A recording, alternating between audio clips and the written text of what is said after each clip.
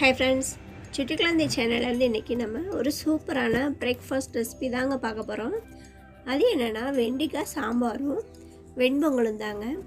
வெண்டைக்காய் இந்த சாம்பாருக்கும் வெண்பொங்கலுக்கும் காம்பினேஷன் ரொம்பவுமே சூப்பராக இருக்குங்க. நல்லா கமன்ற வாசத்தோட சாம்பாரோட நல்லா மணக்க நெய் ஊற்றி செஞ்ச வெண்பொங்கலுக்கும் ரொம்ப நல்லாயிருக்கும் சாப்பிட்றதுக்கு. இது நம்ம இன்றைக்கி எப்படி செய்கிறதுன்னு தாங்க பார்க்க போகிறோம். நல்லா குழைவாக எப்படி செய்கிறதுன்னு இப்போ நம்ம இந்த ரெசிபியில் பார்க்கலாங்க. வாங்க பார்க்கலாம். 1 டம்ளர் அளவுக்கு பருப்பு எடுத்துருக்கேங்க. இந்த பருப்பை நல்லா கழுவி குக்கரில் சேர்த்துட்டு இதுக்கு தேவையான அளவுக்கு தண்ணீர் சேர்த்து 1 ஸ்பூன் மஞ்சத்தூளும் சேர்த்து இதை நான் நல்லா மூடி போட்டு ஒரு 3 விசில் வர அளவுக்கு வேக வச்சுக்கிறேங்க. 3 விசில் விட்டால் தான் நல்லா பருப்பு வெந்து நல்லா குழைவாக கிடைக்குங்க. இப்போ நம்ம கடாயில் எண்ணெய் ஊற்றி எண்ணெய் நல்லா காயவும் வெண்டைக்காயை நல்லா வதக்கி வச்சுக்கலாங்க. இந்த அளவுக்கு வெண்டைக்காய் வதங்கினோடனே இதை எடுத்து நம்ம தனியாக வச்சுக்கலாம். இதே கடாயிலேயும் நம்ம இப்போது வெங்காயம், தக்காளி, பச்சை மிளகாய், கேரட், முருங்கைக்காய் இது எல்லாத்தையுமே சேர்த்து அதையும் நம்ம நல்லா வதக்கிக்கலாங்க. இது எல்லாமே இப்போ நல்லா வதங்கின உடனே நம்ம பருப்பு வேக வச்சுருக்கோம் இல்லைங்களா, இந்த பருப்பில் சேர்த்துட்டு 1 ஸ்பூன் மல்லித்தூள், 1 ஸ்பூன் மிளகாய்த்தூள் சேர்த்து 1 ஸ்பூன் ஜீரகத்தூள் சேர்த்து தேவையான அளவு உப்பு சேர்த்து இப்போ நம்ம இந்த காய்கள் வேகிற அளவுக்கு தண்ணி ஊற்றி நல்லா காய்களை வேக விட்டுக்கலாங்க. நல்லா காய்கள் வெந்ததுக்கப்புறம் நம்ம தேவையான அளவு புளி கரைசல் சேர்த்து இப்போ நம்ம நல்லா கொதிக்க வச்சுக்கலாம். குழம்பு கொதிச்சுக்கிட்டு இருக்கும் போதே இப்போ நம்ம வெண்டைக்காய் சேர்த்துக்கலாங்க. மல்லித்தலை, கருவேப்பிலெல்லாம் சேர்த்து நல்லா கொதிக்க வச்சுக்கலாம். நம்ம குழம்புக்கு லாஸ்ட்டாக தாங்க வெண்டைக்காய் சேர்க்கணும், இல்லாட்டி குழஞ்சி போய் அது டேஸ்ட் இருக்காது. இப்போ லாஸ்ட்டாக மல்லித்தலை தூவி இறக்கலாங்க. இப்போ நம்ம குழம்ப தாளிச்சிக்கலாம். எண்ணெய் நல்லா காயவும் கடுகு, உளுந்து, சீரகம், வெந்தயம் சேர்த்து இது நல்லா பொரியட்டுங்க. இப்போ நம்ம வெள்ளைப்பூடை நல்லா தட்டி வச்சுருக்கோம் இல்லைங்களா, அந்த வெள்ளைப்பூடு சேர்த்து கருவேப்பிலை, மல்லித்தலையெல்லாம் சேர்த்து இது நல்லா பொரியட்டுங்க. இப்போ நம்ம வத்தல் கிள்ளி போட்டு அதையும் சேர்த்துக்கலாம்.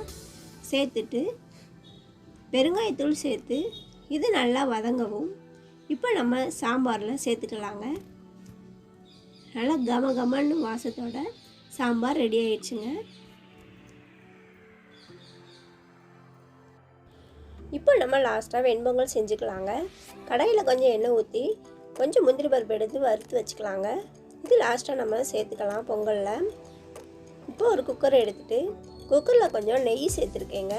சேர்த்துட்டு நெய் நல்லா சூடேறவும் கடுகு, உளுந்து சேர்த்து சீரகமும் மிளகும் கூட சேர்த்துக்கலாங்க. இதெல்லாம் நல்லா பொரியவும் இப்போ நம்ம வெட்டி வச்ச வெங்காயத்தை சேர்த்துக்கலாம். சேர்த்துட்டு பச்சை மிளகா, கருவேப்பிலை சேர்த்து இது எல்லாத்தையும் நம்ம வதக்கி விட்டுக்கலாங்க.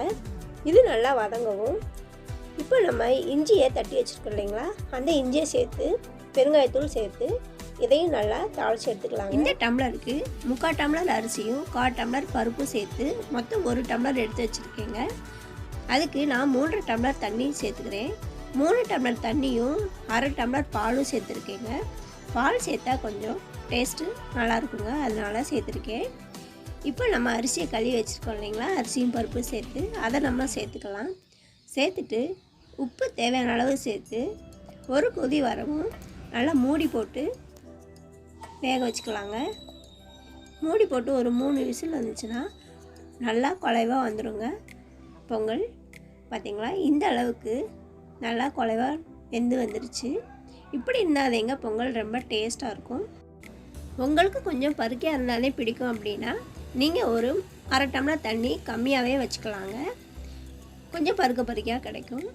இப்போ நம்ம நெய் சேர்த்து இதை நல்லா கிளறி விட்டுக்கலாங்க. நம்ம முதலே கொஞ்சம் நெய் சேர்த்து தான் தாளிச்சிருக்கோம் இல்லைங்களா, இப்போ இந்த அளவுக்கு மட்டும் ஊற்றிக்கிட்டால் போதும். இப்போ நம்ம மல்லித்தலையும் முந்திரி பருப்பும் சேர்த்து இறக்கலாங்க. நல்லா கமன்ற நெய்யோட வாசத்தோடையும் மிளகு சீரகத்தோட மணத்தோடையும் இந்த வெண்டைக்காய் சாம்பார் வச்சு சாப்பிட்டோம்னா ரொம்பவுமே டேஸ்ட்டாக இருந்துச்சுங்க. நீங்களும் வீட்டில் செஞ்சு ட்ரை பண்ணி பாருங்கள். எப்படி வந்துச்சுன்னு கமெண்ட்ஸில் சொல்லுங்கள் ஃப்ரெண்ட்ஸ். இதுக்கு நான் சைட் டிஷ்ஷாக தேங்காய் சட்னி தாங்க செஞ்சுருக்கேன். வெண்பொங்கலுக்கு தேங்காய் சட்னி தாங்க ரொம்ப நல்லாயிருக்கும். நீங்களும் செஞ்சு ட்ரை பண்ணி பாருங்கள். இந்த வீடியோ பிடிச்சிருந்துச்சுன்னா நம்ம சுட்டி குழந்தை சேனலை லைக் பண்ணி ஷேர் பண்ணி சப்ஸ்கிரைப் பண்ணிக்கோங்க ஃப்ரெண்ட்ஸ். தேங்க்யூ.